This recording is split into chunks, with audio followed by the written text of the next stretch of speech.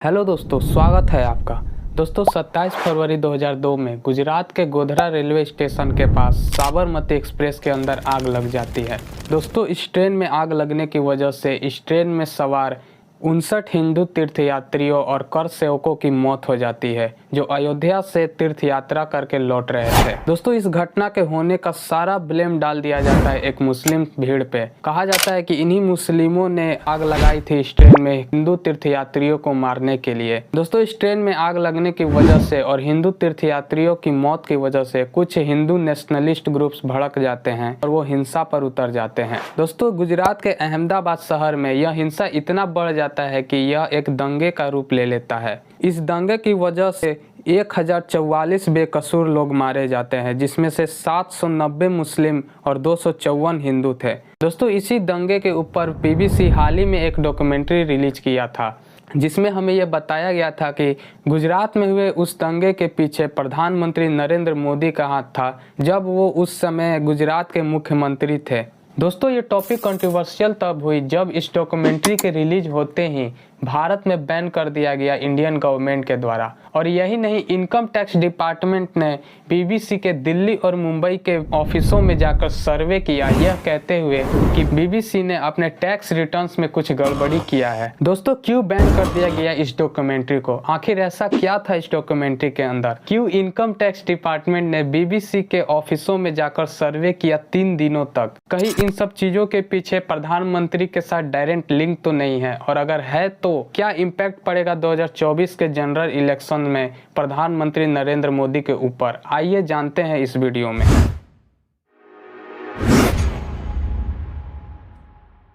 दोस्तों सबसे पहले जानते हैं कि आखिर ये बीबीसी डॉक्यूमेंट्री था क्या।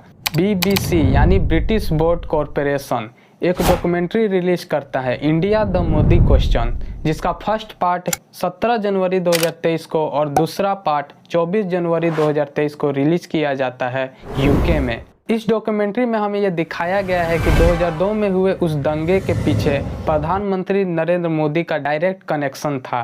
इस डॉक्यूमेंट्री में दोस्तों ये भी बताया गया है कि उस समय की राज्य सरकार हिंदू भीड़ को इनकरेज कर रही थी मुस्लिमों पर हमला करने के लिए, और वहां के पुलिस अधिकारियों को भी रोका गया था वहां के पीड़ितों की सहायता करने से। इस डॉक्यूमेंट्री पर दोस्तों मोदी सरकार ने कड़ी निंदा की है और इंडियन गवर्नमेंट का कहना है कि यह डॉक्यूमेंट्री एक पक्षपाती प्रोपेगेंडा और यह उस समय रिलीज किया गया है जब भारत खुद को दुनिया के सामने मदर ऑफ डेमोक्रेसी के रूप में पेश कर रहा है। ओवरऑल कहे तो दोस्तों मोदी सरकार का कहना है कि बीबीसी की ये एक सोची समझी चाल है इंडिया के बढ़ती इंटरनेशनल पावर्स को कम करने के लिए, जिसके चलते इंडियन गवर्नमेंट ने इमरजेंसी लॉ को यूज करके इस डॉक्यूमेंट्री के वीडियो और लिंक्स को ऑनलाइन प्लेटफॉर्म से हटवा दिया, यह कहते हुए कि इससे देश की शांति को खतरा हो सकता है। पर दोस्तों बीबीसी जैसे इंटरनेशनल कंपनी कैसे इंडिया के इतने बड़े लीडर पर डायरेक्ट एलिगेशन लगा सकती है? क्या नरेंद्र मोदी वाकई इस घटना के होने में शामिल तो नहीं थे, या उन्हें फंसाया जा रहा है, या फिर उनकी इमेज को खराब किया जा रहा है किसी ओपोजिशन पार्टी के द्वारा? क्योंकि 2024 भी आने वाला है और जनरल इलेक्शंस को मात्र 1 साल बचे हुए हैं। होने को तो कुछ भी हो सकता है। खैर इस मुद्दा ने मोदी जी को नया नहीं बल्कि उन्हें वर्षों से परेशान किया है। साल 2005 में अमेरिका ने बैन कर दिया था मोदी को उन्हें अमेरिका का वीज़ा देने। हालांकि साल 2012 में सुप्रीम कोर्ट एक स्पेशल इन्वेस्टिगेशन टीम तैयार करती है और इस मुद्दे पर जांच बैठाती है, जिसमें नरेंद्र मोदी सीधे निर्दोष साबित होते हैं क्योंकि उनके खिलाफ कोई ठोस सबूत नहीं मिलता। और साल 2014 में अमेरिका इस बैन को हटा भी देता है क्योंकि मोदी जी इसी वर्ष प्रधानमंत्री के गद्दी पर बैठते हैं। दोस्तों एक सवाल वही रह जाता है कि इनकम टैक्स डिपार्टमेंट ने क्यों सर्वे किया बीबीसी के ऑफिसों के ऊपर? कहीं नरेंद्र मोदी और उनकी सरकार अब इंटरनेशनल मीडिया के मुंह पर भी ताला तो नहीं लगाना चाहते?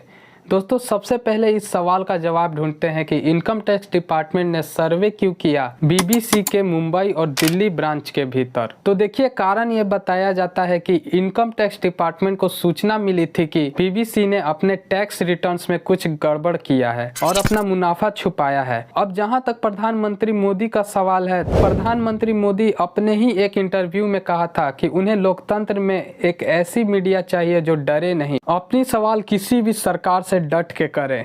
लोकतंत्र में मीडिया अगर ताकतवर नहीं होगा तो लोकतंत्र चलेगा नहीं। और ऐसा डरपोक मीडिया देश को नहीं चाहिए, भाग जाने वाला नहीं चाहिए मीडिया। मजबूत मीडिया चाहिए, डट करके खड़ा रहे, कितना ही बड़ा तिस्मार खा के राजनेता आया हो तो भी खड़ा रहे, ऐसा मीडिया चाहिए। लेकिन क्या बीबीसी ने सचमुच कोई घपला किया है? तो इस बात का पता तो आईटी सेल के रिपोर्ट के आने के बाद ही चलेगा। लेकिन दोस्तों यहाँ एक तर्क और भी खड़ा होता है कि बीबीसी एक पब्लिक फंडेड ऑर्गेनाइजेशन है, जिसकी वजह से इस कंपनी को फंड या धांधली करने का कोई खास वजह तो है ही नहीं। दोस्तों इस डॉक्यूमेंट्री के रिलीज होने से विपक्ष के दोनों हाथ घी में चले गए हैं। उन्होंने जमकर ट्रोल किया है बीजेपी सरकार पर। दोस्तों देश भर में इस डॉक्यूमेंट्री के बैन होने के बाद भी इस डॉक्यूमेंट्री को लोगों ने खूब देखा है, अलग अलग टेलीग्राम लिंक्स और अदर सोर्स के जरिए। दोस्तों इस डॉक्यूमेंट्री को दिल्ली के जवाहरलाल नेहरू विश्वविद्यालय और चंडीगढ़ में पंजाब यूनिवर्सिटी में प्रदर्शित करने की कोशिश की गई थी। हालांकि ये कोशिश असफल रहे। दोस्तों क्या लगता है आपको, इस डॉक्यूमेंट्री के आने से मोदी जी को 2024 की जनरल इलेक्शन में नुकसान होगा या फायदा? कमेंट करके ज़रूर बताइए। जहाँ तक मुझे लगता है दोस्तों कि इस डॉक्यूमेंट्री के आने से, या यूँ कहे कि इस कंट्रोवर्सी को खड़ा होने की वजह से नरेंद्र मोदी जी को फ़ायदा ही होगा, क्योंकि विपक्ष का हाल देखकर तो यही लगता है। अगर वीडियो इन्फॉर्मेटिव लगा तो वीडियो को लाइक कर दीजिएगा, क्योंकि आपका एक लाइक हमारे लिए 1000 टाइम्स मोटिवेशन के बराबर होता है। चैनल को सब्सक्राइब नहीं किया तो सब्सक्राइब कर दीजिए और बेल आइकन को ज़रूर दबाइएगा, क्योंकि मैं इस तरीके की वीडियो लाता रहता हूँ। वीडियो को पूरा देखने के लिए एक बार फिर से दिल से धन्यवाद।